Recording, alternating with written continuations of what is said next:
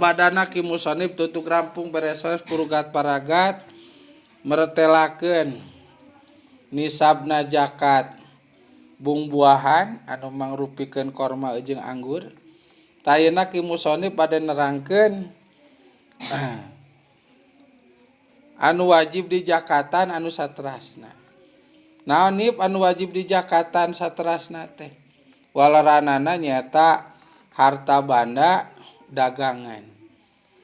Harta dagangan atau banda dagangan atau barang dagangan. Tah barang dagangan oge wajib di zakatan. Kitu ge bila mana parantos dugi kana syarat-syarat anu ditentukeun. Bila mana eta syarat geus kacumponan maka wajib dikaluarkeun zakatna. Anu mana syarat wajib ngaluarkeun zakat dagangan sami seperti ngaluarkeun zakat tina hasil barang berharga nyaeta kahiji emas anu nomor kadua perak. Nya kahiji emas kadua perak.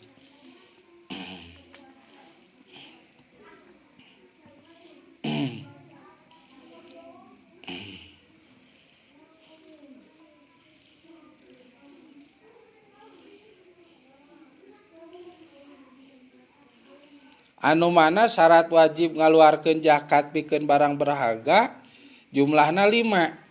Kahiji Islam, kadua merdeka, katilu pul anu gaduhna teh nyalira, anu nomor kaopat dugi kana batasan zakat nisab dea, anu nomor kalima nyaeta halal.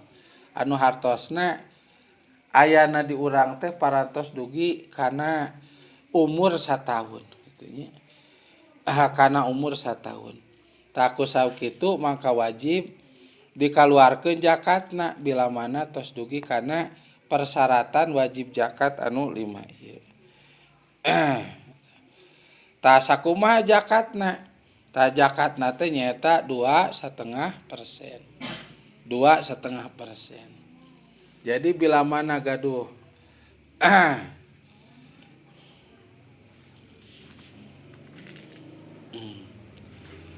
harta dagangan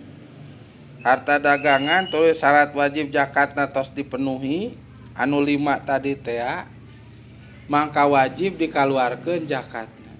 Nyata zakatna teh 2,5% teh.